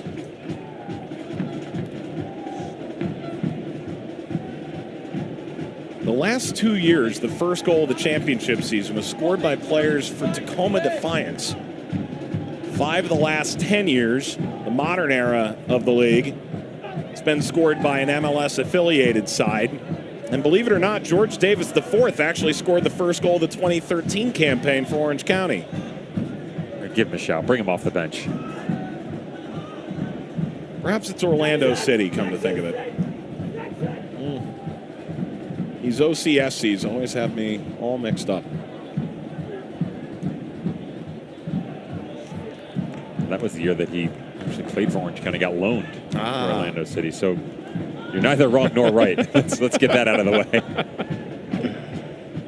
No, I'm wrong. 60 minutes in, you're coming out of your preseason too. It's okay. That's it. Soaring away, and McLaughlin took over and was run down by Conway. Jackson Conway really made his name as a youth product for Tony Annan at Georgia United before coming into Atlanta. Gomez turns on McFadden.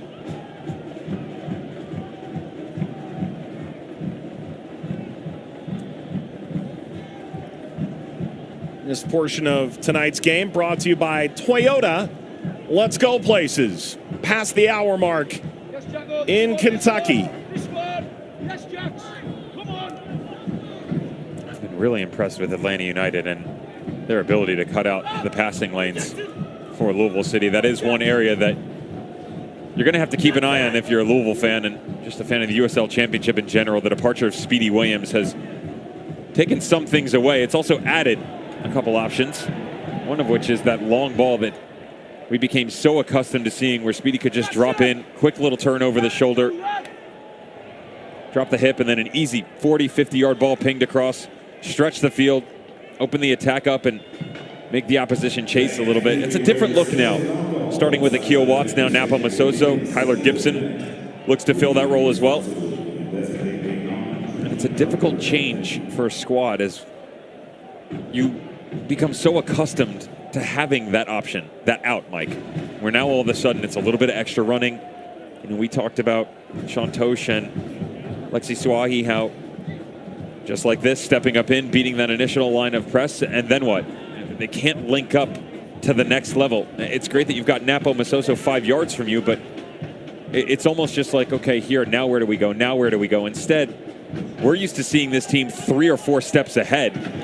Now they're almost having to play catch-up because Atlanta United 2 is out in front of them. Terrific from Lancaster. Menez crosses and snatched by Reyes. And by the way, Speedy Williams going to Miami FC. Watch out. Yeah. They did some work too. But you know something? Last year, we probably went in thinking, okay, it's going to be a real battle for Charlotte or Charleston to jump over Miami. And Miami was hanging in the cellar with Atlanta when it was all said and done in Group H. Pretty sure that's going to be a different argument this year. I'm inclined to agree. That's a foul from Napo Masoso.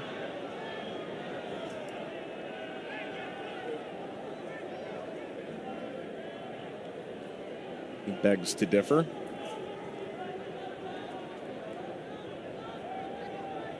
If you think about how this season lays out for these two sides, it's 3 straight on the road, including 2 in Oklahoma City for Atlanta. Then they get 5 straight home games in 3 weeks, all in the division.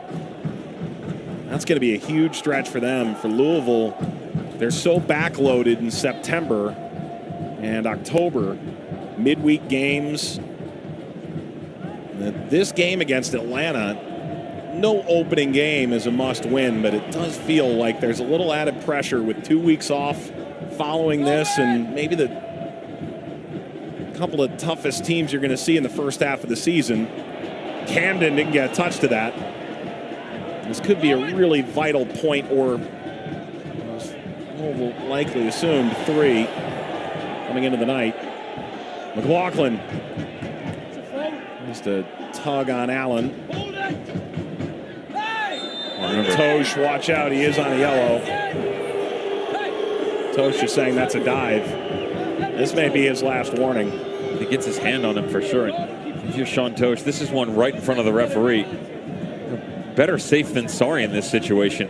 It's going to take something special to be brandished a second yellow there. And he's saying Jackson Conway dives, but if you don't put yourself in that situation, you don't have to have the referee second guess you. You know, by chasing it in the middle, the way that this game is going, you're doing one of 2 things. You're pulling yourself out of position, number 1. And number 2, you're exposing yourself, because if you don't win that and Jackson Conway turns you, we're seeing Mateus feeling much more comfortable on the left-hand side, and we know that Coleman Gannon is more than willing to on the right. Wolf gets it wide. McFadden.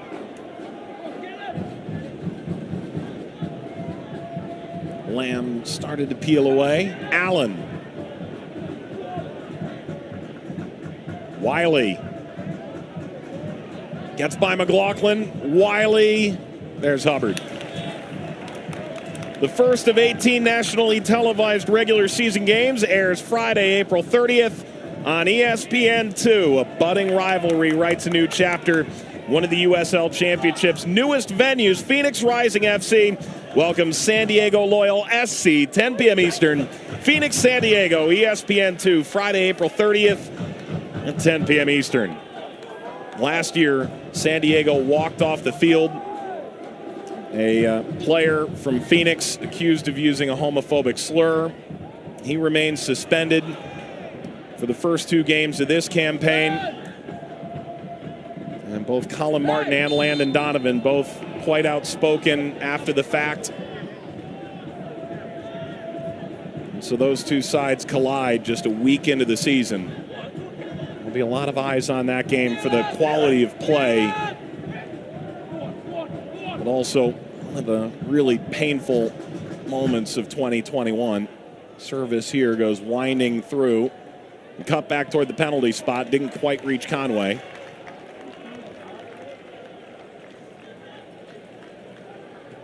Much like Birmingham in the East, in terms of a most improved off-season acquisitions. San Diego. Yeah, you have to. I mean, at all levels, too. You and I have discussed this multiple times off air. Banky Izio coming from Pittsburgh Riverhounds. Jack Blake from the Monarchs. And, of course, Corey Herzog with the dissolution of Reno 1868, Ian Russell's boys, stepping in there. A team that already had some quality talent. Holpino tried to get that by. It's going to roll in, but it's not going to count. The offside flag is up. We thought we had goal number 1. Not yet. Did Holpino get a haircut this offseason? I don't think so.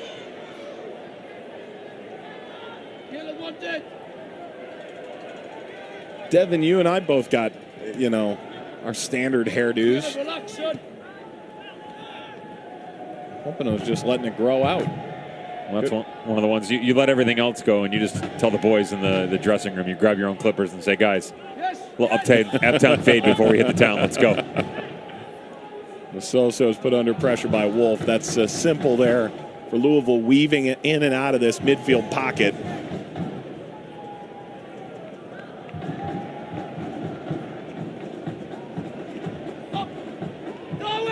Soso goes in, won it cleanly. I think ultimately, as we look back on the expectations for this match, Atlanta United 2, so little was known about them, how they were going to play.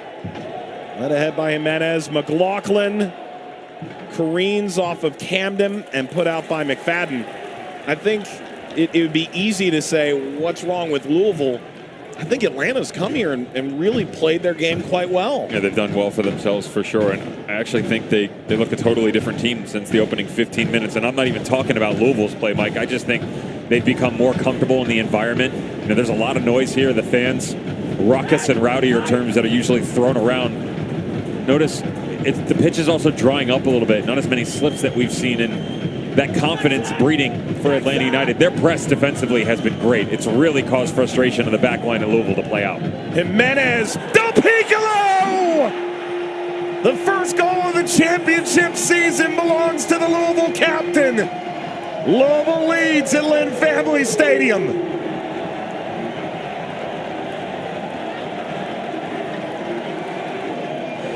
A nice cross and a strong-willed header into goal in the 69th minute.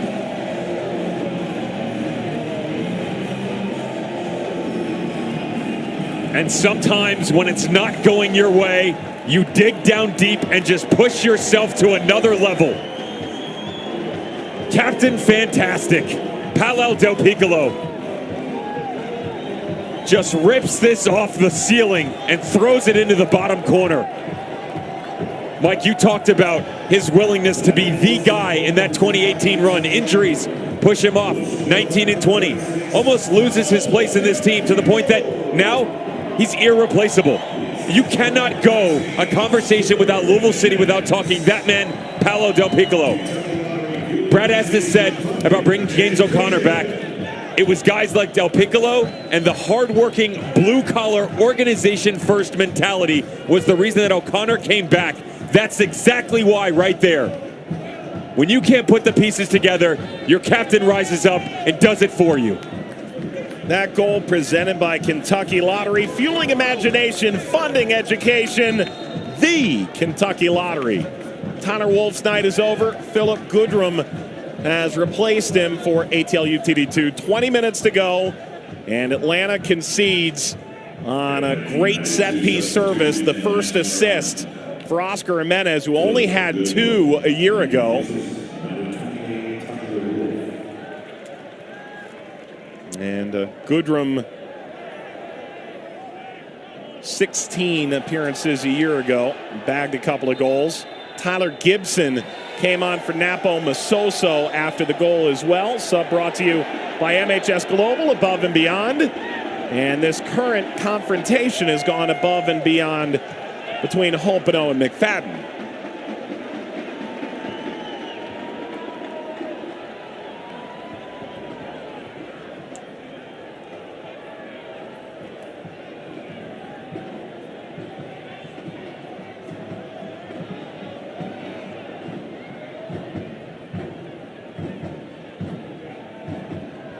Antoine Obano wasn't happy with the fact that it looked like Hayden McFadden quickly threw this off. Jonathan Gomez, who was trying to get back, and they're playing in transition. Frustration by McFadden, but you can't throw it into him. Foul throw at that, by the way. Obano not one to shy away from conversation with the opposition. Thought maybe he was trading hairstyling tips, gel or the rub-in pomade, John Paul Mitchell style.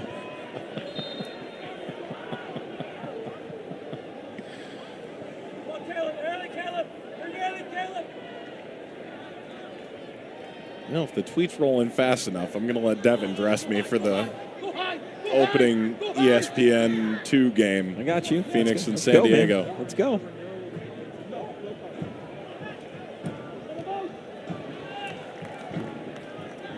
Devin knows how to dress the slender man. I don't know about anyone else, but we'll find out perhaps. In goes Gibson, who played every minute last year for Indy 11 and is coming off the bench here tonight for Louisville. 12 in purple, making his club debut. Goodrum with fresh legs, peeling into the back of Gomez. Very good defending. And you can't say enough about this young man and what Jonathan Gomez does. There's fresh legs of Goodrum moving out onto the right-hand flank. Coleman Gannon coming into the 10. Jonathan Gomez just uses everything to his advantage here. Cuts the angle down, gets his body out in front. Momentum. Textbook.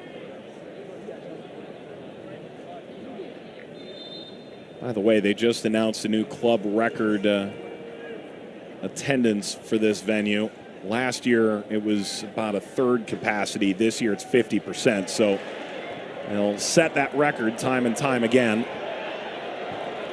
Look at McLaughlin chase in his second game of the past 2 years.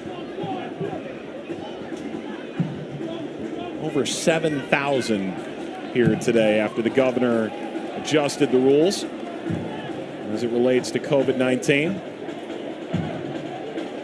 And capacity of open-air venues. Also of note, this was the first year of Louisville City's longtime public address announcer, Lance McGarvey, as the U of L men's basketball public address announcer at the KFC Yum Center. Added onto the resume for that man. You can hear that voice anywhere. Jimenez knocks it back. Gibson. We'll look for this Gomez and Holpino partnership. Holpino dealing with an injury at the tail end of preseason, a muscle pull. Available off the bench, was not available to start tonight.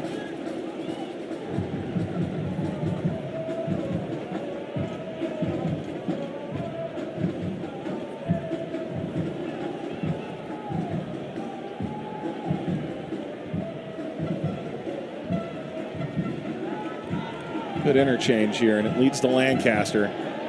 Referee looks, gives advantage. Oscar Jimenez with space. Knocks it wide. Jimmy McLaughlin. Jimenez. Ball bobbled and recovered by Reyes, and Del Piccolo and Camden make amends after that. They almost found themselves dancing right into the purple family. It's one of the better sequences we've seen out of Louisville City, though. And Jimmy McLaughlin, I love the initial touch, and then the second one, he knows the run's coming. He has the space if he wants to take it himself, but instead, unselfish, allows it to develop, and just picks him out. Lancaster from a long way out. Dev, what's a good year for Cameron Lancaster?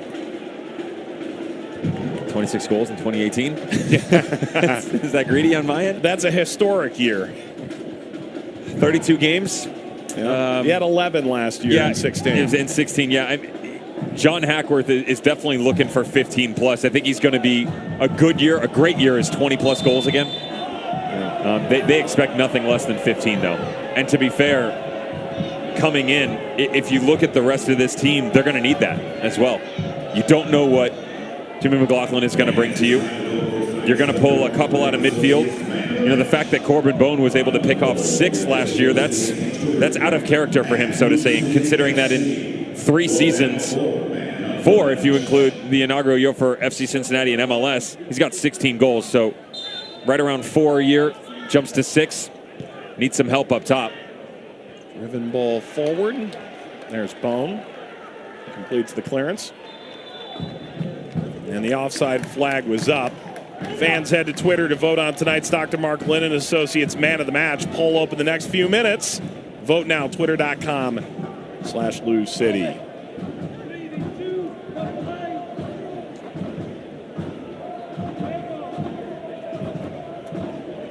All the while, own the moment in 2021 with the latest in Clear personal audio products. The USL and Clear Audio have partnered to offer fans a chance to win headphones designed to get you ready for the match. Visit uslchampionship.com/sweepstakes and enter code CLEAR-ESPN by April 30th to enter.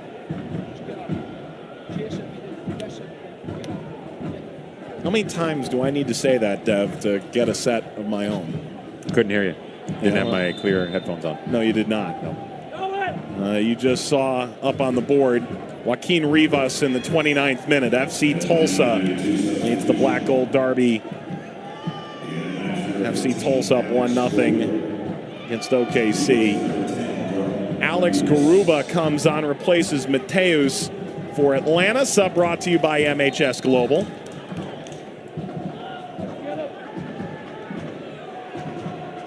It's a good pickup for FC Tulsa if they can keep him healthy. Joaquin Rivas going back home, so to say. 2 quality years for the then Tulsa Roughnecks, now FC Tulsa. 17 goals over 2 seasons.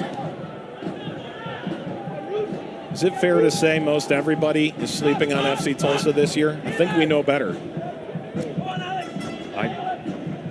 Do you find them a clear fourth in the Central? No, I don't. I actually think the exact opposite. I think in the Central, yeah, they're the easy clear fourth. I don't necessarily think I'm not on that wagon, if you will. Personally, it's a team that people jumped onto that last year. I think they probably gave them more credit than necessary, just given the way that the games played out. That's not their fault who they had to play, right?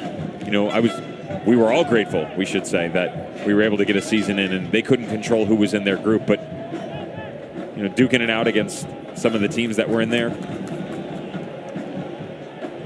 OKC, Austin. Lancaster went back to Gomez. A lot of people around them for guys that have come in, some international names as well. I do think Michael Insian is an extremely underrated coach in this league. Yes. Underrated, up and coming.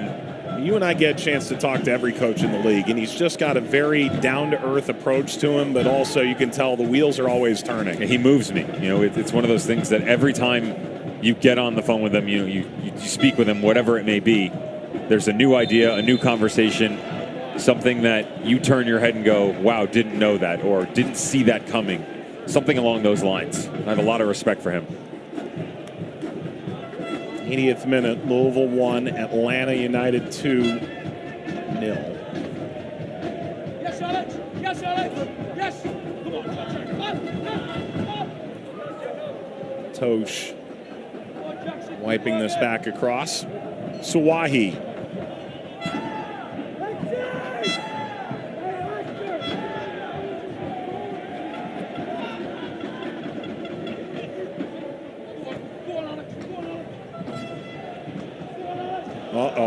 Garuba.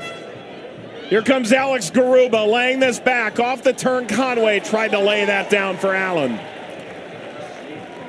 It was a misplay, but you watched a lot of highlights of Center College getting ready for this game, trying to get a good idea of what Alex Garuba was going to bring to the field. And you came away with the same thought that prevails in a lot of places. Goal scorers, regardless of level, have a nose for it, a knack for it. They find a way, right? And the argument was, I don't care if you score 55 goals in high school and college, whether it's D3, D2. Heck, a Sunday Pub League, you're doing something right. Now that success is going to follow. You have an idea of what you're trying to do, and Atlanta United 2 trying to do something else here. The debut of Chris Allen in midfield, done. 81 pretty solid minutes defensively. I think the midfield 3. It's been lackluster at best. We saw the switch with Tyler Wolf not living up to par, if you will, and Coleman Gannon stepping in now. Efrain will join the attack. Morales for Allen is a sub brought to you by MHS Global. Gibson. A truer number 6, as it might be. The kind of guy Martin Rennie, his former coach in Indy, would claim ran 13, 14 kilometers per game. That's a lot of miles, folks. McLaughlin, Lancaster, all tied up. McFadden, Goodrum.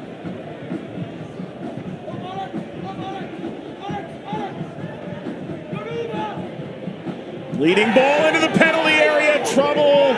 Lancaster went all the way down. Appeared to catch McFadden in an uncharacteristic way. Referee flipped his wrist up as if to say, get back to your feet. And Louisville may have gotten away with one there. And Atlanta's going to feel hard done. The attack continues. Here's the cross.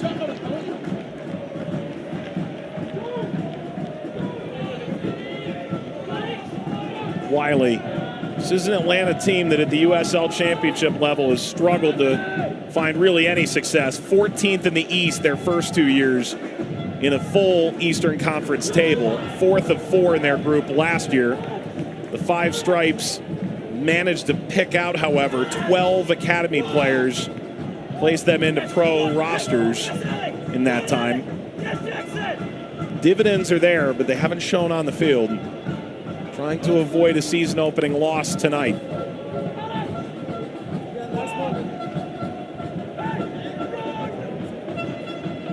This will get out. Dev, how close were we to a penalty? This is a penalty. It's simple enough, and Louisville fans are going to be really lucky in this situation. Fantastic patience here by Goodrum on this right-hand side to allow the McFadden run develop, and that's why.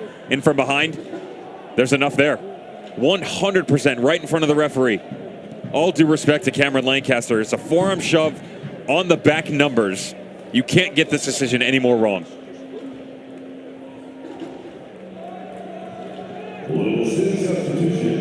There is a change here. Lancaster's day is done.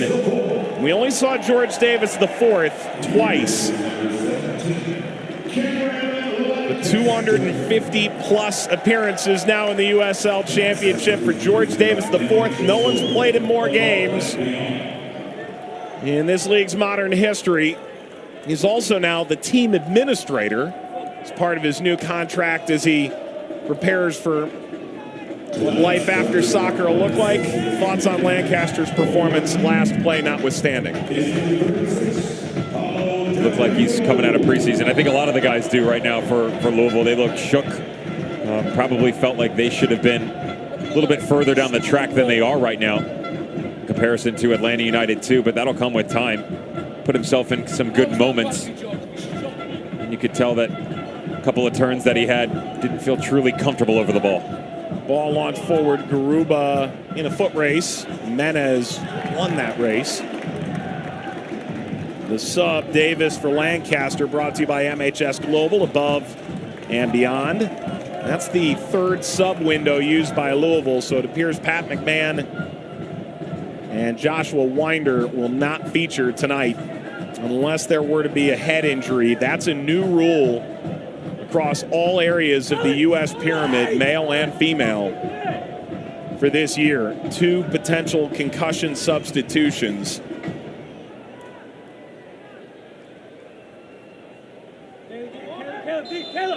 Regardless of whether you have any substitutions remaining available to you, windows or the 5, which I think you and I both, Devin, can agree is for the betterment of the game in the long run. Correct. You know, that rule, law, however they're going to phrase it, is going to need some tweaking, I can tell you, just given the subjective nature of it. But it's 100% a move in the right direction. Something Taylor Twellman, of course, has advocated for quite some time. And the USL Championship was among the first to dip their toes in that water a few years ago as well. Not one of the first. They were the first pro league. Correct, yeah. 4 minutes to go here, plus stoppage time. Louisville to try and seal the 3-pointer, for Atlanta to try and strike late, grab a point, maybe more. There's George Davis IV. Davis whips the cross through. Del Piccolo has a brace. 2-0 Louisville. 2 goals all last year. He's got 2 on opening night.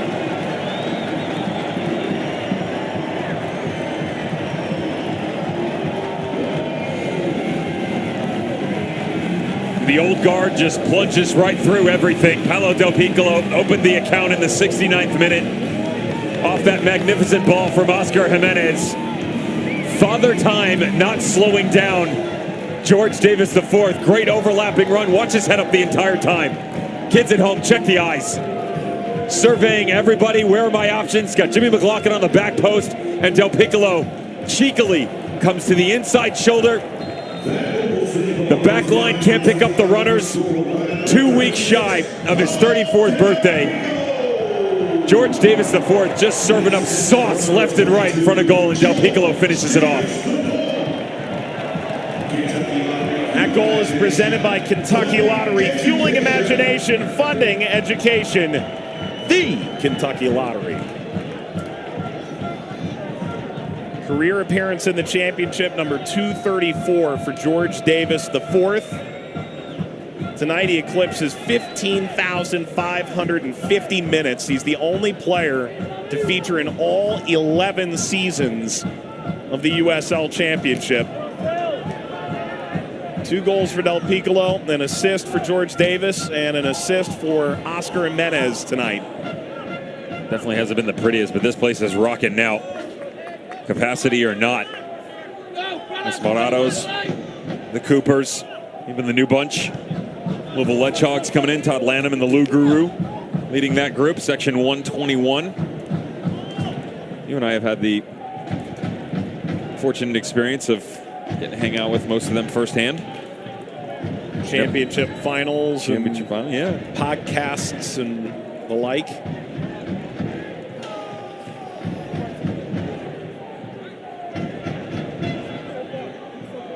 And the fun thing for me, Dev, is seeing how, whether it be in Kennesaw or in Louisville, up and down in between, it's been a really remarkable experience for these fans over the past 13 months. Agreed. And to see them continue to support and get back in the stands.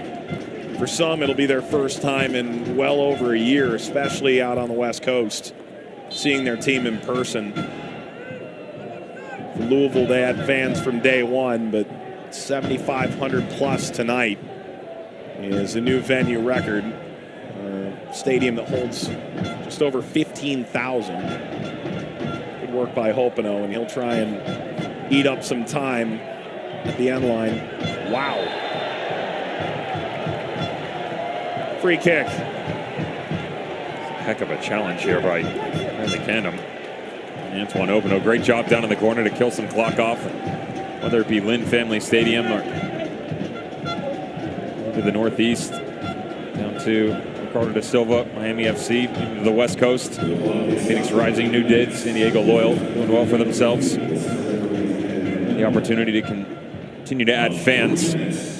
Beyond grateful for as game of tag continues in the corner. Well done, Del Piccolo. That'll be a corner. Stoppage time presented by the Louisville Muhammad Ali International Airport. Referees adding 3 minutes to the tail end of the opening 90 of the season in the USL Championship.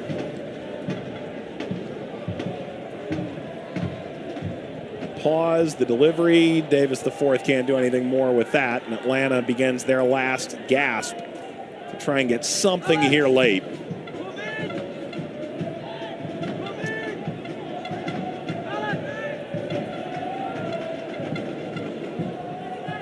For Louisville, their next game Saturday, May the 8th.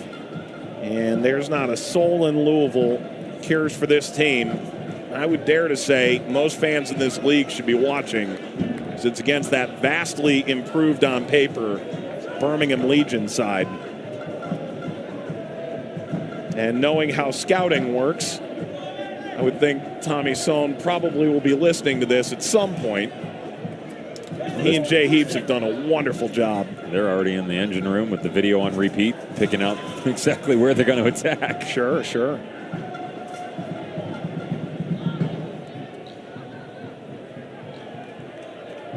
How about for Atlanta United, too? The journey, like you said, to start. I think it's interesting that 3 on the road, though, back-to-back against OKC Energy FC. Interesting that one coming just a week from today. An hour later, mind you, at Taft Stadium, and then 2 weeks after that, so they'll get a little break off, regroup, and figure out what they liked and didn't like over the opening 2 matches of the 2021 USL Championship season. Heat turns up after that. FC Tulsa, 9:01. It is Memphis 901 FC and Ben Pierman going to look like this year? I don't think a lot of people know the answer to that, myself included. Birmingham, Louisville, it's one of those 5 that you talked about where they will be at home. Very winnable games in there as well. Sporting Kansas City 2, 901, OKC. You think in their opening 10 matches, could win a couple of those. There's Gomez beyond McLaughlin.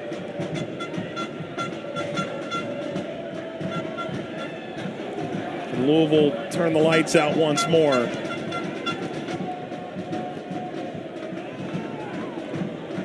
Morales grinding across midfield. Further here by Conway. Launches forward for Goodrum.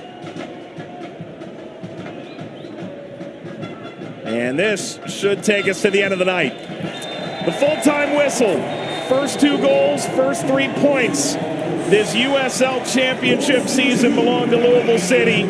2 close friends, Tony Annan, soon to depart for the University of South Carolina, and John Hackworth meet postgame. And the light show continues. It's an opening win for Louisville City on opening night of the 2021 championship season. Sure wasn't pretty at times, Mike, and questionable in certain areas. But how could it not be, as tonight's Dr. Mark Lennon Associates Man of the Match is their captain, Captain Fantastic, Mr. Louisville, Paulo Del Piccolo. 69th and 87th minute, courtesy of Oscar Jimenez, George Davis IV. The mark of true champions at times, where even when it's not going your way, you find and will your way to victory. Exactly that can be said of Blue City in their opening match of the 2021 campaign. That was the penalty that wasn't. And